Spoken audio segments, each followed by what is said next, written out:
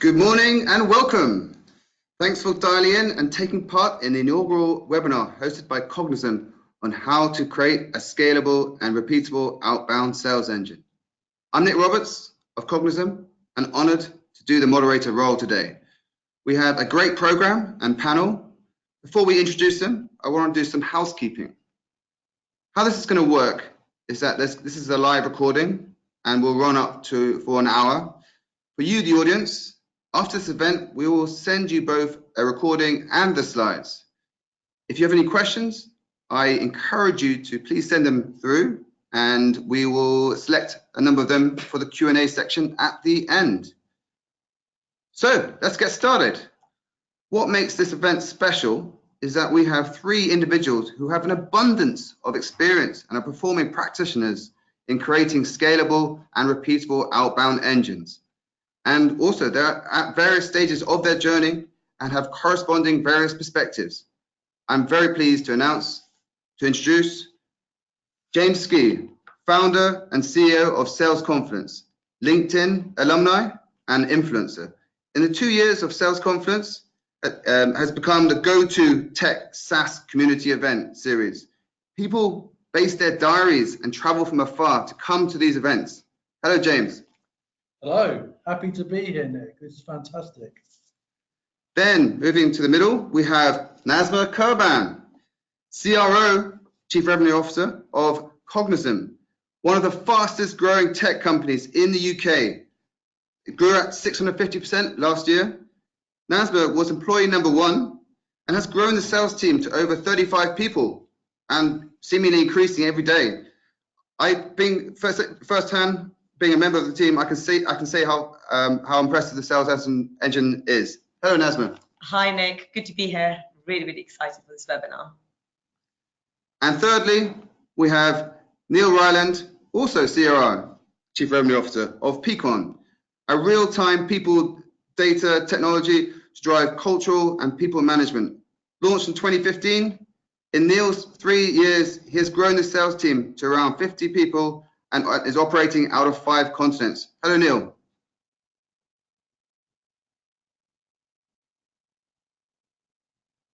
Hey, nice to be here. Looking forward to the webinar today.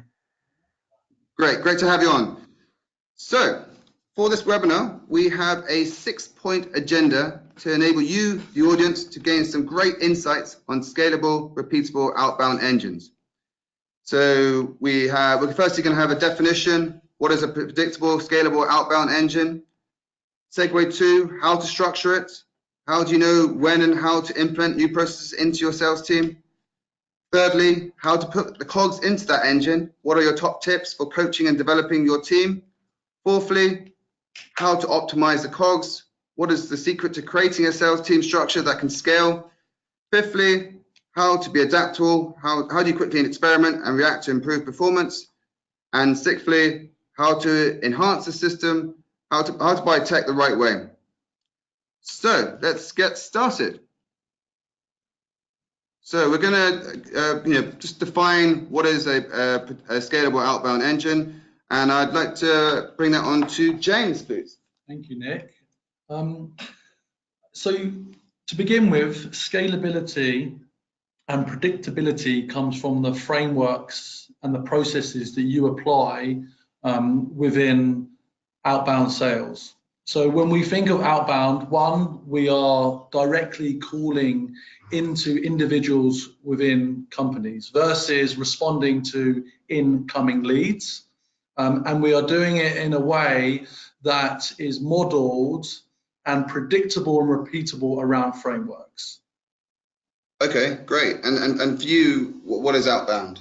So for outbound, for me, it is directly calling into a company using the phone as the main driver, but you can be using all sorts of other tools, including email, including LinkedIn, to generate engagement to drive that outbound. But fundamentally for me, when I think of outbound, I do feel that it is the phone that drives the business as much as there are tools and resources that supplement that. So you're proactively going to the marketplace and selling into... Correct. You are identifying your key contacts, your key targets in your territory, and you are driving business and conversations within those companies. That's quite interesting. So that kind of brings me on to when often you hear this, people say when they say cold calling is dead. How do you answer that? So that's a great question, and I feel very strongly about this. In my opinion, there is no such thing as cold calling, because fundamentally, if you pick up the phone and you are calling another human being, and that human being is breathing, then that's war. So anyone that perceives outbounds, be it warm or cold, as cold calling, in my mind, is already putting themselves at a disservice. You need to prepare yourself for the fact that you are having conversations with people and you are generating interest with people that want to hear from you. Now, of course, they may not be prepared for that call, but that doesn't mean you have the opportunity to influence, persuade, and create interest in your product or service. And that is fundamentally down to you, and that is a skill that you can develop and train. So you could be giving someone something that they didn't know they wanted, and you're actually improving their lives. Yeah, absolutely. And it's a mindset. Fundamentally, we all love to buy. So therefore, it's important that you prepare to go outbound with confidence. Brilliant. That's very interesting. So then I'll bring this on to Neil. Second point, or unless you have some more kind of extras to go into that. But what do we mean by predictable, and how do you measure it? I'd agree, and I'll probably just echo James. I think the death of the cold call's just simply not true. Email or LinkedIn, social selling can be a great way to crack open a door, but people still buy people. I think it's important that you build an engine that involves the human interaction and not relying heavily just on automated emails to try and build an outbound sales process. I think simply putting on being predictable, right? It's like if you know what your 4 inputs are, and you measure them consistently, is there a consistent output that you get? I think you can apply that across a number of different parts of your organization to build an engine. So this could be if you're building out your SDR or BDR team around their activities, around how many sales qualified leads does that typically generate. So it becomes like a motivation thing for them as well. You can never be any further away from your next meeting if you follow the model correctly. But it also applies then for your quota carrying reps, around what are the things that they need to do, and if they do those things, it consistently delivers this average order value. I think it's building those frameworks and then consistently stress testing them so that as you scale as an organization, that your models still map to where you need to be in 3, 6, 12 months time. I think probably coming on to why is it important, the analogy I use is that if you're just relying purely on an inbound model, it's like taking the trawler out to sea, right? Like this massive net's just going through and see what it captures. And inside there will be some things that you can sell to, and there'll be some things that are like, the old boot that you can't do anything with, and you need to have a very good process for filtering those. The next level of that is like an outbound engine where you're asking people just to pick accounts, pick leads. It's a high volume game, probably less personalized. That's kind of like you're just fishing with like a net. And then the model for me, why outbound is so important as you scale, is that as you build and understand your organization, you'll know what your ideal customer profile is. And when you know what your ideal customer profile is, you can start fishing with a rod, exactly where in the sea they are, than the things that you need to capture, because that builds your next engine of they should have higher win rates. They should be the customers that stay with you for a longer period of time. And it also allows you to start optimizing and not spending all of that money to build your engine, because you know where your most likely customer is going to come from next. So I think it's critical that you build an outbound engine to be successful when you're scaling. Okay, yeah, that's really interesting. I guess one point to add is just for some of the audience who are not familiar with definitions. BDR, these are the guys who are cold calling, and their objective is to book meetings, and then the AEs will take those meetings, and they're the quota closing guys. Just for any people who are a little bit baffled. So then Neil, that's great. So now we're going to move on to Nazma. Any other contributions, or in particular, why is this important for you? I think if we think about what's really important when we're thinking about outbound, is like the end goal is revenue. And I think it's important because it allows you to predict forecasting and predict revenue for the business.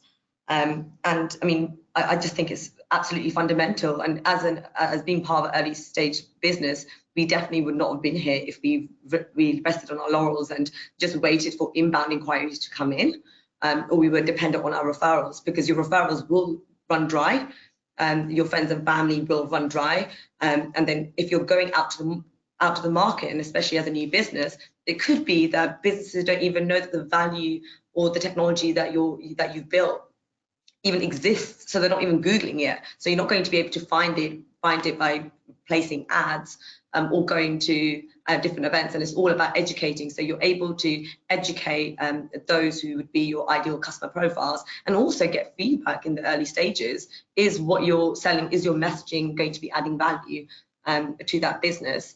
So I think it's absolutely fundamental.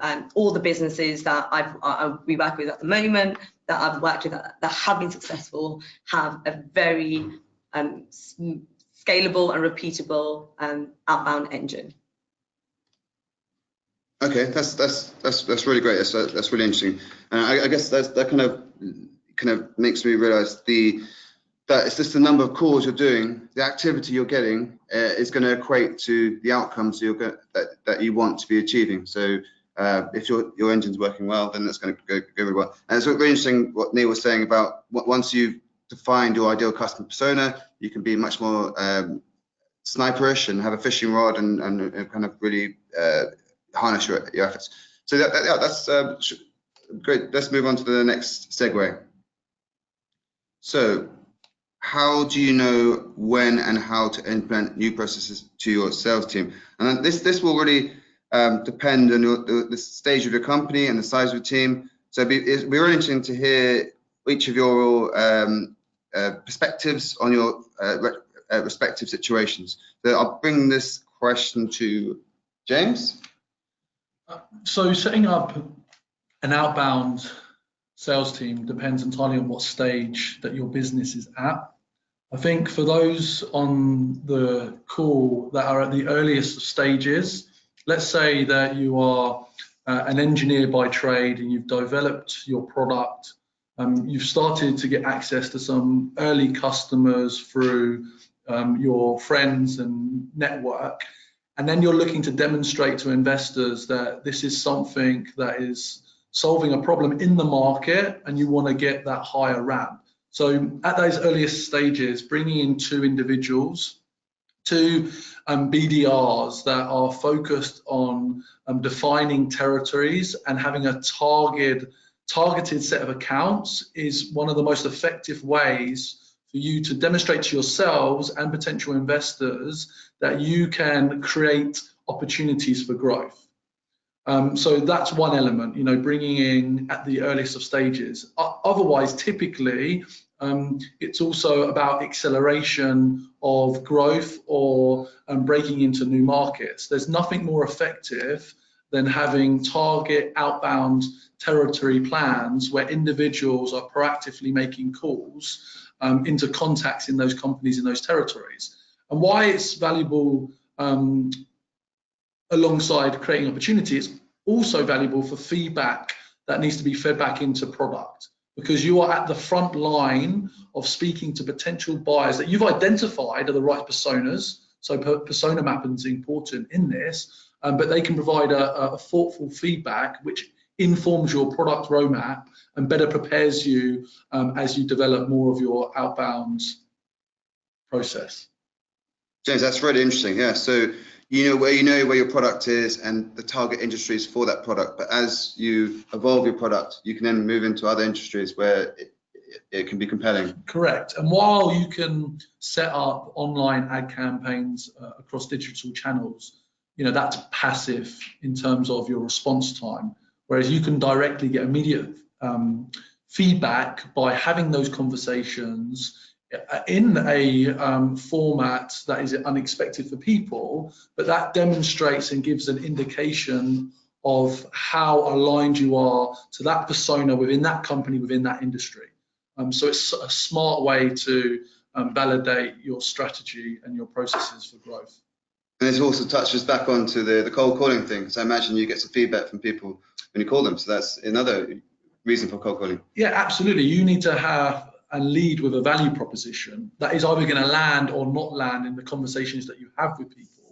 And the more conversations that you're having, the more likely you are to hone the value prop, which is actually going to open the doors for you to then come through and set up the time to have a demo. I think one thing tactically for individuals that have to do this, so just not those individuals leading teams, is it's really important that you don't unload your full value proposition and stack on that first call. In my opinion, you are ultimately asking permission for time. You are asking for attention. That is the most valuable resource. That is what we all have a limited amount of. So you need to be effective in getting someone's attention and their interest, but you're asking for their time.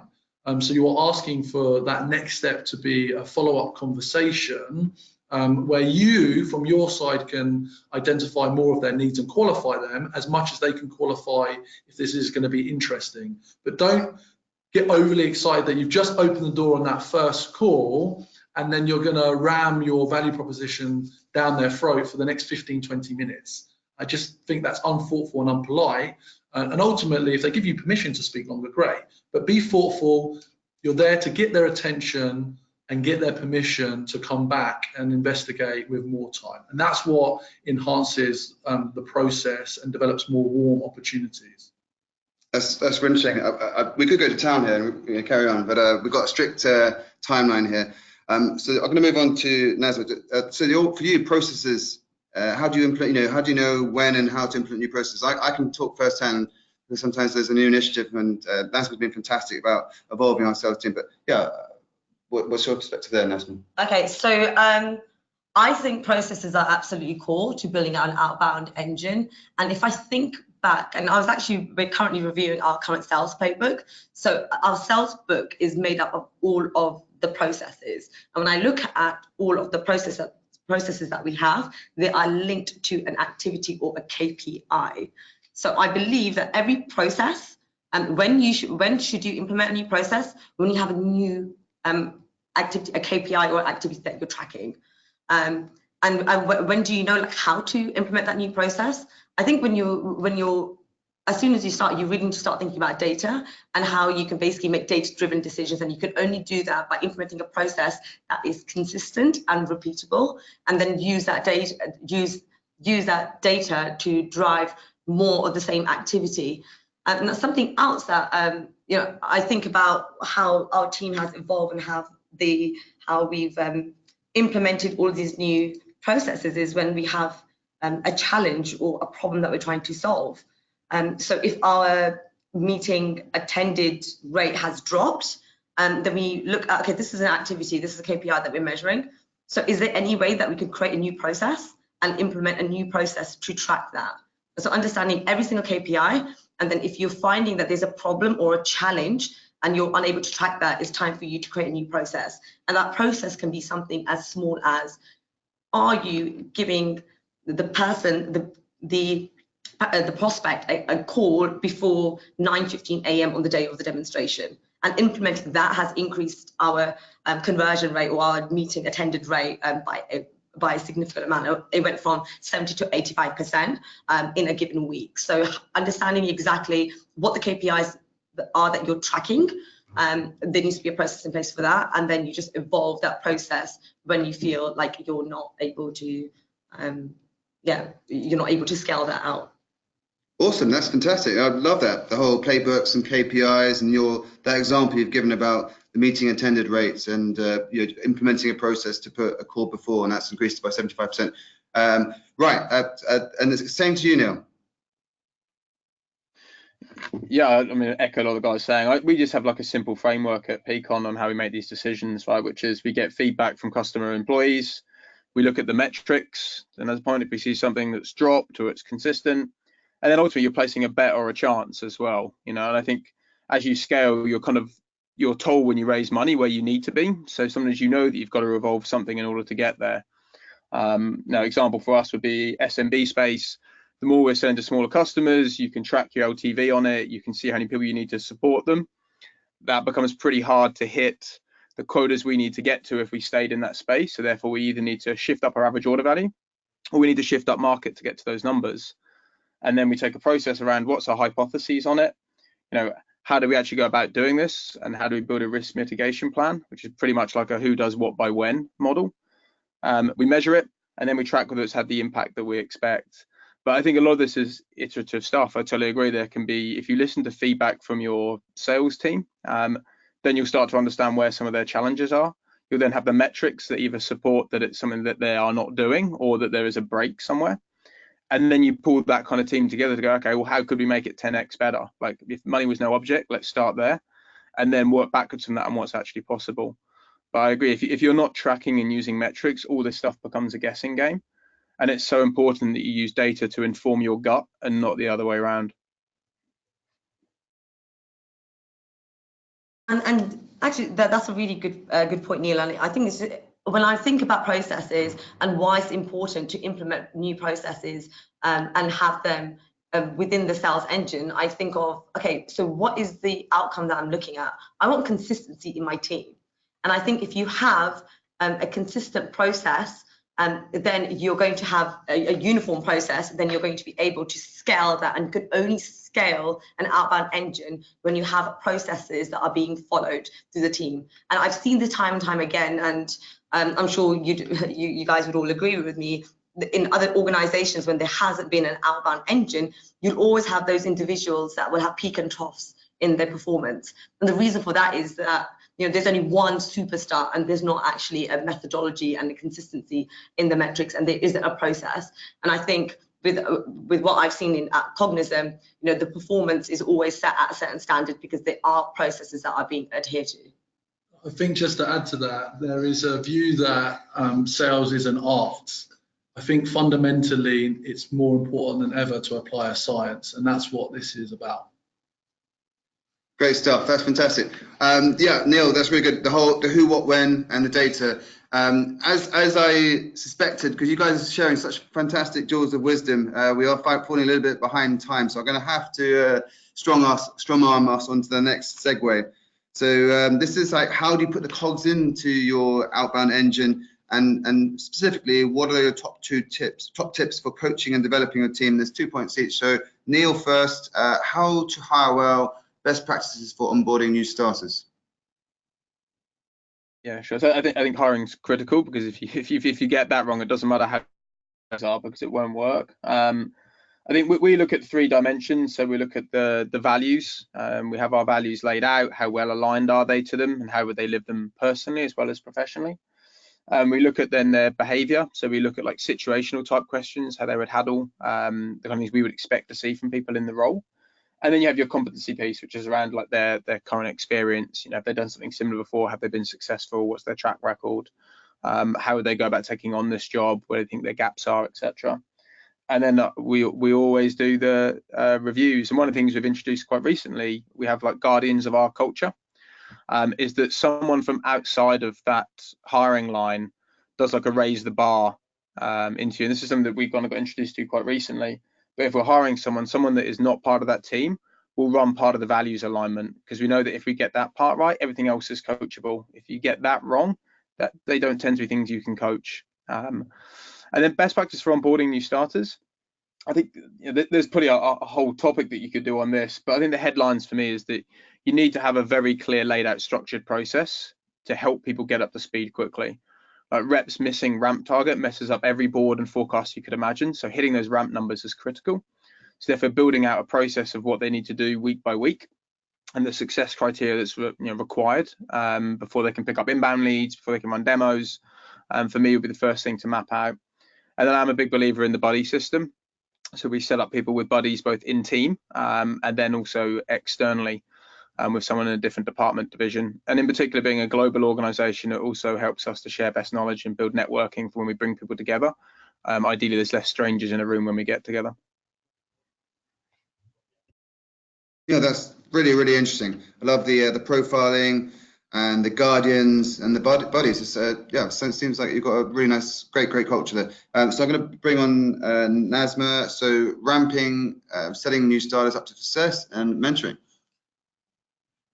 Thank you, Nick. Okay, so ramping, setting new starters up for success. We have a bit of a unique sales team at Cognism. I mean, 98% of those who have started in the sales team are like fresh graduates and that are in the SDR role. So we have Plus one grandpa. That's one grandpa. Okay, and then basically what we do to set up the new starters for success. And this has evolved over time. Most recently, what we do is that we have a 3-day training program. And when I say 3 days, it's actually a day and a half. And during this time, these SDRs are now learning the product, the processes, technology. And within the second afternoon, they actually start role playing. And so the main role of an SDR at our business is to cold call. And yes, we use different traction channels to outreach to prospects. We use LinkedIn, we use video, but the core is the very first touch point is always calling. And so how do we ramp them? How do we get them up to scratch? Rather than giving them a script, we get them to understand the value, and then we give them a framework, and then we get them to go away and then create their own version of what the value proposition that they would be comfortable in pitching. And then they start the role play with individuals within the team. And by the 3rd day, they are shadowing in the morning all of the SDR reps. By the 3rd afternoon, they're actually on the phones. And within the first week, touch wood, we've had every single SDR that has joined Cognism from the very from the very first SDR always hit their target, book a meeting in their first week. And I think one of the main reasons for this is that they are almost like in the role, and they are completely trying to think of what the word is. Learning through their own experiences. They're completely immersed. Yeah, they're completely immersed. Yeah, so they're completely immersed in the process. They have people around them that are calling, and so one thing that I found very frustrating in the other roles that I was doing is that you get a graduate job or you're starting a new sales job and then you're in the classroom for 2 weeks. And by the time it gets to actually calling, I mean, you're terrified and you just want to get on the phone and just learn from your experience. And this leads me on very nicely to mentoring. So something else that we've rolled out at Cognism is that every single SDR, as soon as they walk into the door, have a dedicated mentor. Now, this mentor is somebody that has been in the role for at least 3 months. 3 months is a very long time in Cognism world. And this person is there to help mentor. So not only do you have a direct manager that is responsible in getting your output to that right level, but also a mentor that is going to help you with the ups and downs of the role, give you a real have somebody to lean on when you don't want to go to your direct manager and you just want to just have a conversation and you just want to understand the different parts of like the sales role. So we're very big on this, and if you become a senior SDR, then you have a BDM as a mentor. So everybody has an opportunity to mentor for somebody. So yeah, that's what we do. That's really interesting how you put your new starters into an immersive experience, so they're they're running straight away from the beginning. Just a point to note for the audience is definition of SDR is the same as a BDR, the cold calling, the guys who have to book meetings. So now we're going to move on to James, the last 2 points, progression and training.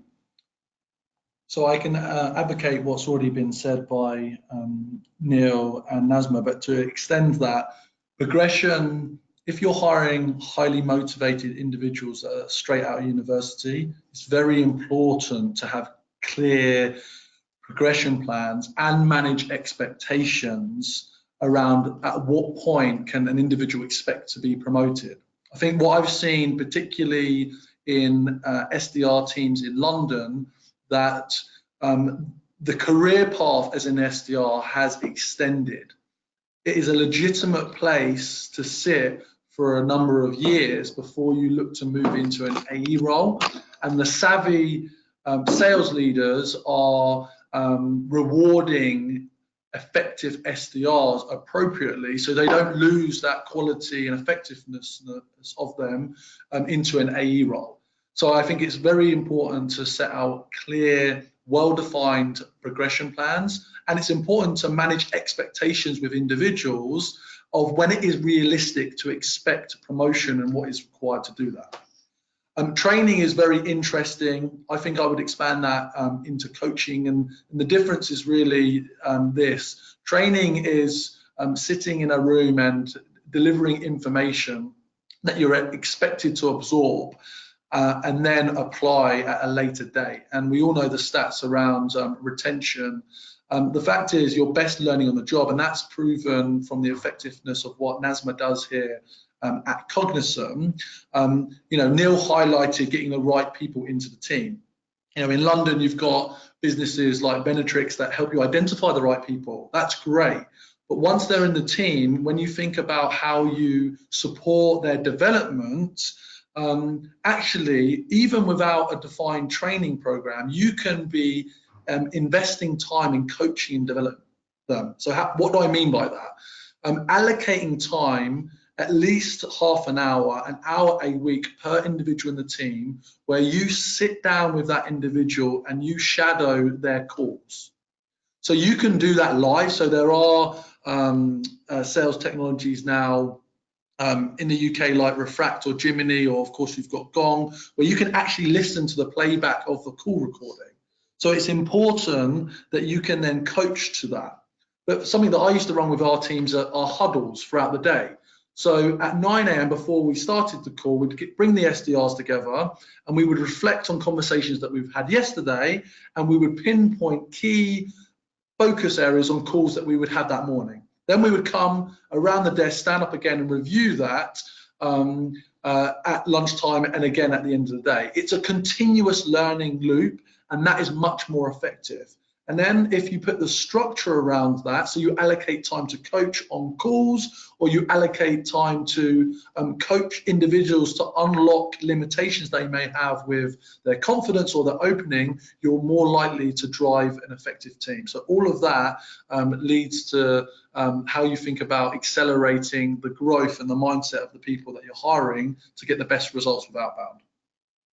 James, that's great. Some really great stuff there. Your effective progression plans, the 1 hour shadowing, some interesting technologies there as well to help you. So at this stage, I just want to reach out to the audience and just say to yourself that we will be providing you a recording of this and some slides afterwards, because I know there's been a dearth of knowledge here, so you may have missed some. And also, I would like to actively encourage you to ask any questions. There will be a Q&A section where we'll be delighted to answer those. So that leads me to move on to segue 4, how to optimize the cogs in your engine. What is the secret to creating a sales team structure that can scale? And there's just a few points that could help you, orientate your answer rather. Oh, wow. Okay, so I feel like we definitely need to consider all 5 of those. If I can pinpoint the secret, so we're thinking about a sales team that is building out an outbound engine that is predictable. And in order for it to be predictable, we need to ensure that there's focused roles for uniformity. We need to look at all of the stats, so the processes. That's where predictability comes in. And repeatability is absolutely like uniformity. And in order to get to that point, you need volume. So if we're thinking about creating a sales team structure, in order to basically have any kind of metrics and stats or any processes, we need data, and we need to ensure that we have volume of data so that we can create a process. And then once you've created a process, then you can look at the uniformity. If I think about sales team structure and the things that we've done at Cognism where we've been able to scale really well, I think the key word that stands out in with all of those things is definitely progression. I think creating a culture of performance, a culture of reward, and which is visible and it's achievable, has been core to our success. So with the SDRs that we have an SDR. Once you've proven and you've exceeded your targets, you then become a senior SDR. Then we have a progression plan for BDMs, which are also known as AEs, and there are different paths, and they're very, very clear, and they're all based on metrics. That's very interesting on the defined roles and clear progression to motivate all the members of the team. So then I'll bring this question to you, James. Fundamentally, what we're asking individuals to do within these outbound teams is often very repetitive. It requires a lot of effort, and therefore people need to be aligned to a greater purpose. They need to be aligned to the leadership.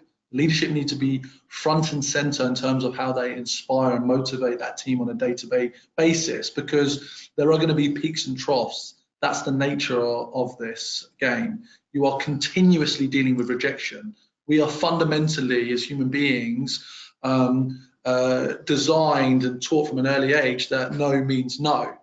Yet when you pick up the phone and you're making 50 to 100 dials a day, you are expected to have people tell you no. So everything that you can do, from designing your culture and reinforcing and inspiring the why. What's the why? What's the reason why you exist as a business, and why the individuals in your team are aligned to your mission and vision, is going to overarch and inform everything that you do in your designing of an outbound sales team. And James, I just want to follow up on that. You can have all of the processes, and you can have a great performer, you can have a great progression plan where, you know, there is no glass ceiling, and you can have focused roles. But you're absolutely right, none of it exists without the people. So the people are absolutely core to, you know, building a sales team structure and performance and a performance-led culture. So yeah, if there was one thing, yeah, I would definitely say it would be the people are the secret. Yeah, James, you've hit people like you. James, you've really hit a nice point, because it can get very repetitive. You know, as SDR, BDR, having to, you know, do 80 cold calls every day, can, you know, quite wearing. So if you have a greater purpose and you are a member of a fantastic culture, then that really can help you. So then I'll bring this on to you, Neil. Yeah, well, I think I'm obviously going to agree with the people piece, especially working in Peakon, right, which is exactly what we do. But the way that I sometimes think about this is kind of like, what are the things that stop you building like a scalable sales team? And then you can kind of work back from that, what you need to do, like a lack of focus, inactivity, no development check-ins, you don't use metrics to help guide people and make decisions, and to the point earlier, that there's not the leadership. So if I was to distill it down to three things coming off these points, I think you need to also build transparency. I think transparency avoids this kind of feeling of what are they getting versus what I'm getting, especially when you scale a team. So we're super transparent around everything in the organization, like the performance, the metrics. It's all self-serve, people can see it, we report on it weekly. We drive a big culture around recognition. So when people align and do the inputs that are associated that we know will drive the output that we want, which is going to be the ARR number, then we drive recognition around those things. So we have things like a hustle board for like our SDR team, because we know, to James's point, the people that do the right things, get on the phone, build relationships, find touch points, do the coffee meetings, tend to be the people that then end up buying from us. And then the last thing I think is the leadership piece. You have to inspire the culture of belief around a common goal. You know, we set out, we have our one as an organization that we get behind, but as a sales team right at the start, we built out our sales mantra, which was aligned to, we want to be known as a world-class sales team. So when people think of Peakon, or you have it on your CV, you know, they should be, wow, they were known for having an amazing sales team. Those guys are world-class. And then we said, well, what does that actually mean to us? And then we instill that all the time. We talk about it weekly. We talk about it in like our review check-in meetings, like how are people living those behaviors? And that does, again, I think James has made the point, it can be tough in an SDR role when you're like hitting the phones. It can also be tough in an AE role when you lose a big deal. So therefore, you need to find a way to get people to believe you don't have to win every single battle to win the war. And that comes from a common goal and strong leadership. Yeah, that's really interesting. Yeah, the desire to build a world-class sales team. NASMA wants to offer you some healthy competition, and it's also interesting the transparency piece in your hustle board. So we're going to move on to the next segue. We are, as I mentioned, touched on earlier on, we are, because you guys are giving such a wealth of knowledge, we are slightly behind track. So I'm going to have to limit you to a 1-minute answer to this segue. So we've got how to be adaptable, because what we've been talking about, how to structure the team. So how can you be innovative and be adaptable? So how can you quickly experiment and react to improve your performance? So I'll bring this on to James. So this is something, again, by design, that you have to appreciate that you are experimenting at all parts of the day. It was really interesting when Nazma pointed out that you educate and inform your team on the value proposition, but you allow them to develop their own scripts and way of approaching it.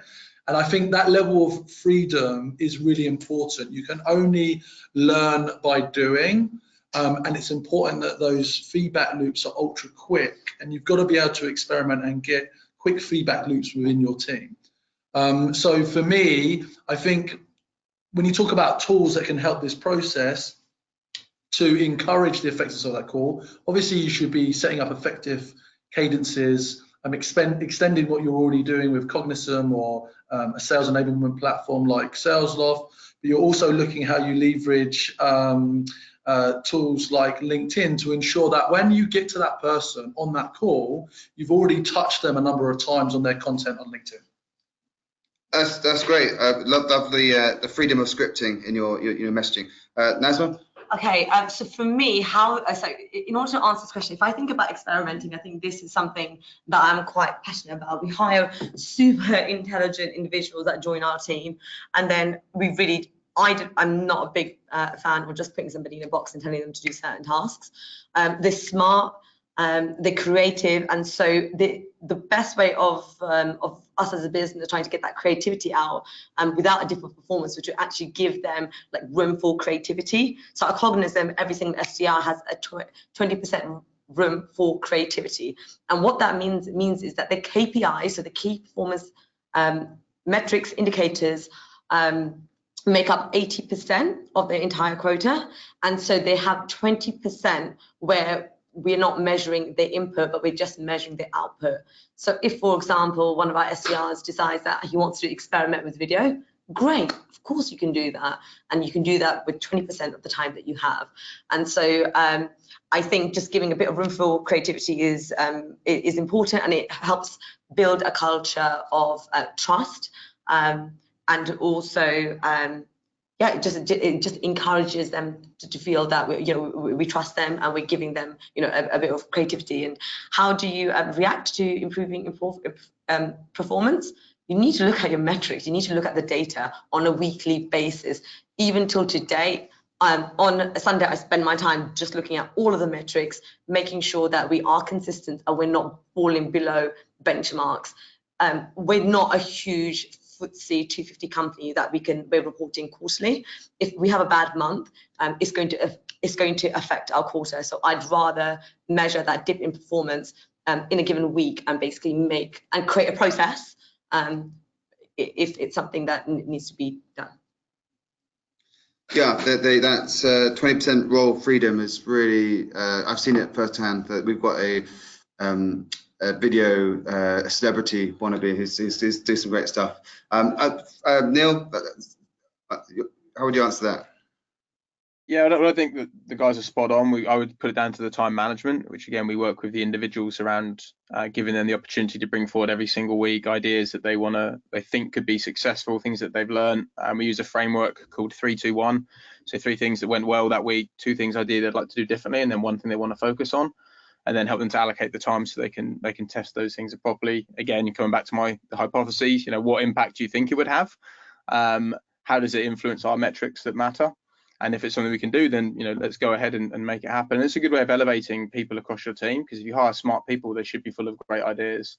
And then the other thing then do is we do like project-based work. So we go cross teams, we leverage marketing, we leverage CS to do some of these tests. We give the project a name so people kind of rally behind it, and then give them an opportunity to present back their findings to like a more senior leadership team, which again inspires the fact that I often don't care what the outcome is of it. Like I'm happy to test things, because if it works, brilliant. If we'd never tested, we'd never know. But it doesn't just become like free time. It becomes stuff that we can actually measure. The one thing I'd count on it is that when you're doing all this stuff and testing it, you have to be very careful to avoid knee-jerk reactions. So looking at like your average sales cycle, are you targeting your ICP, like ramp of this project? Because otherwise you can find you're spinning your tail, constantly changing lots of different things, and it becomes very hard to know what one worked and what didn't work, versus figuring out the core things that if you consistently do, make you successful. So we definitely look at time projects before we keep chopping and changing things, because also that creates like unsettlement in teams as well. So there's a balance to making sure you can do this stuff productively. Oh, thank you. That's great. Okay, we need to move on very quickly. to the sixth segue. And this is really, this really excites me. This gives you a picture of the plethora of technologies in the marketplace. And so, the question is for you guys, how do you buy tech the right way to help you optimize? So this is to Nazma. Okay, so how do we buy tech the right way? I think when I look back on all of the different technologies that we've decided to move forward with, it's always been because we're trying to solve a problem. So no nice to haves. We only implement something because any kind of implementation is going to take a while. So we need to ensure that it's actually solving our problem. And how do I actually go about finding the right tool to solve my problem? Well, we're inundated with like different resources. You can use like G2 Crowd to look at customer reviews, asking your friends and family, not friends and family, sorry. So asking your your peers in the industry, but just understanding exactly what you're trying to solve and that's the way that we do it. And then of course, it's never, oh, we found something great that we should just use this. We're always benchmarking it against competitors that are out there. And Tanil? Yeah, I agree with everything that's been said. We basically look at our tech stack and then we map it against like our pipeline processes. So everything from how do we research organizations, how do we then contact them, how do we measure the conversion rate into an active opportunity, win rates, and then we look at how much time is being spent under each one. Are there ways to automate it or do it in a smarter way so that sales guys can spend more time selling? And then same process, right? We build the hypotheses around it. And then I think in terms of buying it, exactly same. We speak to lots of people in industry, see what other people are using. Word of mouth is pretty powerful. And we also use other parts of the business, so we don't make sales specific decisions. We run it as the revenue team. So we see how wherever we would implement, how does it impact marketing? How would it implement CS, which is kind of the two bits either side often of the sales process, and leverage their expertise as well in part of setting it up or making the right decision. Okay, that's interesting. And James? So naturally, I'm slightly biased on this basis as I organise a kind of a networking events-based business focused on elevating the sales profession. And one of the things that I've learned that the most effective leaders, they are learning from their peers. There are thousands of tools around the world that you could be using. What you would like and what you need is validation from a group of individuals that you trust and you've built relationships with, and that's what we've developed at Sales Confidence within the community. And we are looking to define for those hypergrowth companies, what are those tools you should be selecting. You then need to make sure the right individuals within your business, not just within the revenue team, because these tools impact customer success, they can impact product, they can impact tech, that you have a buying committee set up to review the solutions. And that's exactly what we were able to achieve at our annual conference, SaaS Growth. And on that point, when I think about all of the different technologies that we've implemented, and because you have processes and you're measuring it, in order to measure whether you've made the right decision or how it's going to impact you is actually having the right data, right? So data is actually core to any buying decision that you make, or even if you're trialing a product, actually measuring the performance of before you actually implement this technology and before. And so having data is absolutely core to your decisions, whether that is decisions on performance, people, processes, or tech. Great stuff. And we're going to move on to the next. So we've actually got a secret segue here. In recognition of you guys, your fantastic knowledge and influence. Quick fire, what are your top 3 tips that you'd give any aspiring team leader trying to build up their own outbound engine? This is for Nazma first. Okay, top 3 tips. Okay, so hire right. Don't make any exceptions. If you have a gut feeling that someone's not right, they usually aren't. That's top tip 1. The second is have clear KPIs, create processes when it comes to any sort of activity that you're looking to measure. Any input, any output, you need a process. And you need to build a culture of high performance. So hire good people, create a good process, and then create a culture of performance. Look after the people that are helping you build out that outbound engine. Great. And James? So I would set out as number one a clear vision and purpose for what you are striving to achieve within that business and why the sales team is aligned to that. Secondly, having a very clear framework for hiring and using the right partners to ensure that you get the right people on board is just absolutely fundamental. And then invest and coach those individuals on a continuous basis. Development never stops. And Neil, you've got the, hopefully the others haven't taken away your points.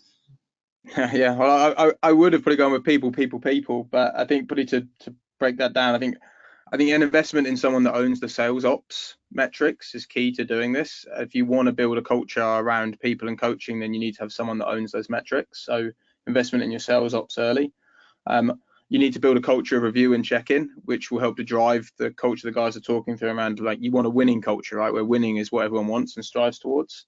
And then my last one would be around making sure that you keep all of your teams working together. So I think as you start to scale and build a repeatable engine, making sure your SDRs and AEs stay close and your sales and marketing stay close is critical to doing that.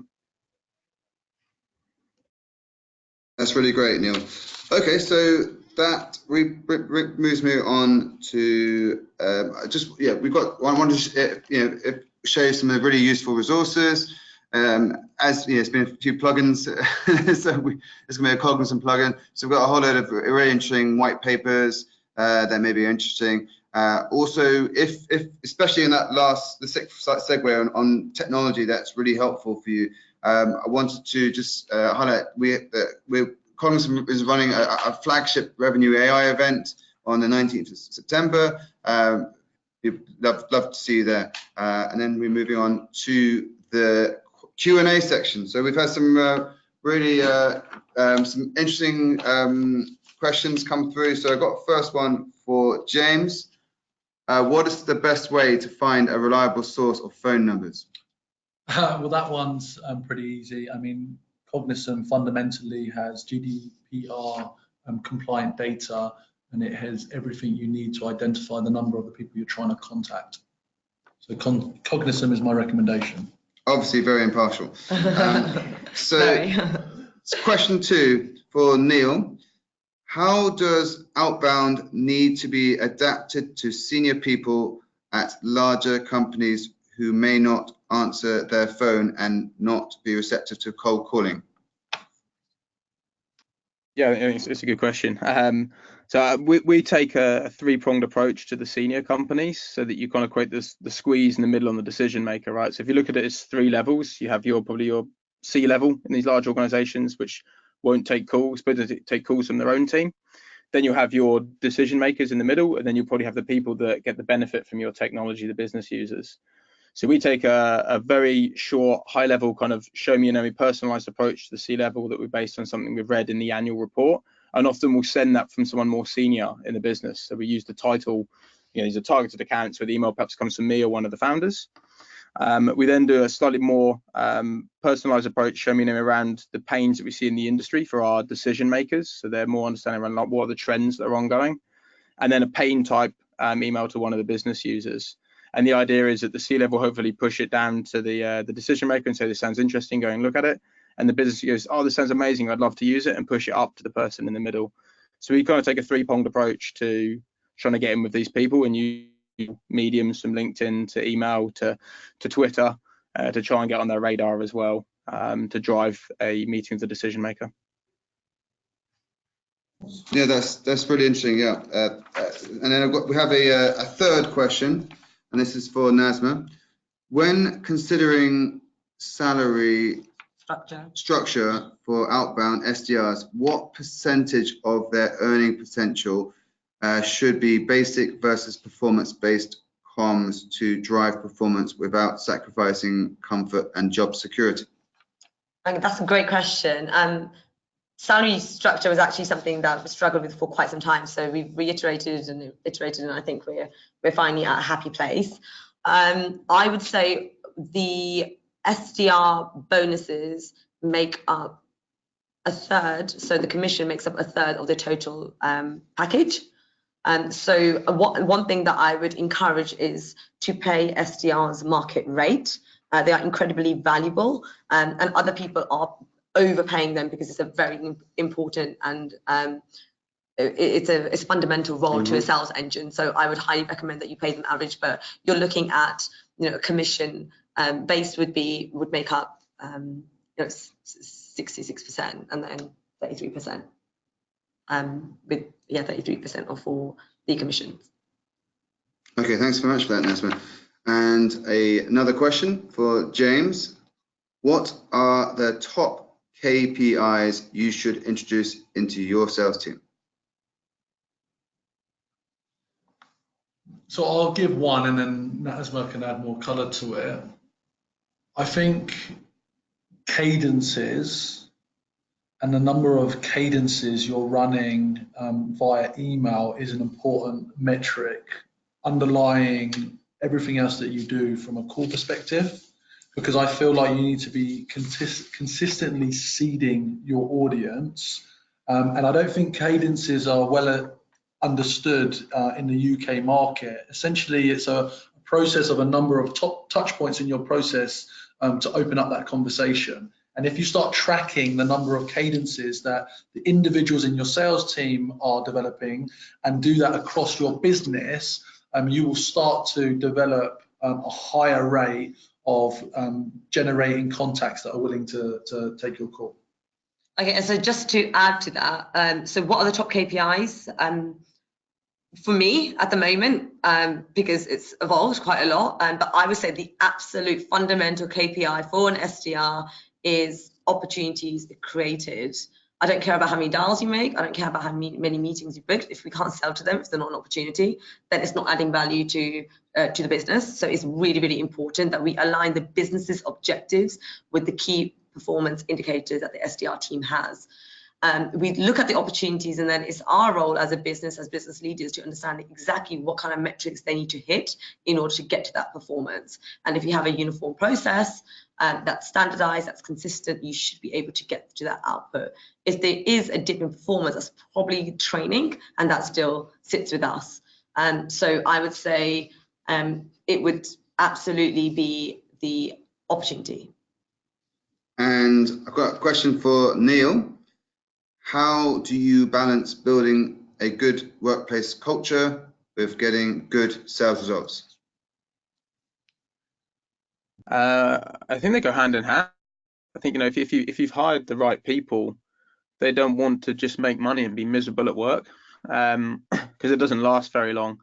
And again, I have a view around building this, which I think we've talked about earlier, which is if you build the right culture from the start that's aligned to a mantra and a mission, and you set the expectations of what's required to do that, you'll get the performance and you'll get the culture that you want. I think the key to doing it is then holding everyone accountable to it. And that's why we introduced the guardians of the culture rule, around the fact that it shouldn't take me to walk into a room to make people want to do the right thing, because otherwise you've got it wrong. It requires me to be everywhere, which is impossible. You don't want to make it so that people just are going after their own targets, because you'll get, I mean, just at James's talk, you know, you end up with lone wolves that don't really give a damn about the rest of the business. They just want to hit their number. When you build a team that's accountable to each other around these behaviors that you set and everyone aligns to the mission, you tend to find a way that you can get the perfect blend of both of those without having to make a balance on them. Yeah, that's really great. And I guess it all comes from the top. Yeah, definitely. You live and die by the sword, right? And I think that's a key part of hiring the right leader. You know, that culture and the framework that you set out for what it takes to be successful. You can't be a manager that tells them how to do it and then doesn't live by it yourself, because people will always copy and imitate the manager. You know, if you rock up at 15 minutes late to a meeting, then that becomes the acceptable standard. Whereas, in my view, you know, if you're early, you're on time. If you're on time, you're running late. So I think it's how do you build that culture where everyone follows the same frameworks. Fantastic. Well, this has been an incredibly informative and fantastic webinar. Just, you know, remains to say, James, Nazma, Neil, thank you ever so much for your precious time and your valuable insights. We've learned a lot today, you know, defining a predictable outbound engine, how to build it, how to innovate it, how to use technology around it. I guess one last cheeky little plug for our Revenue AI event in September, where you know, finding out how to use technology to really improve your performances. You, the audience, it's been an absolute pleasure to have you today. Thank you very much. We will send you out the recording and the slides, and thank you very much. Have a good rest of your day.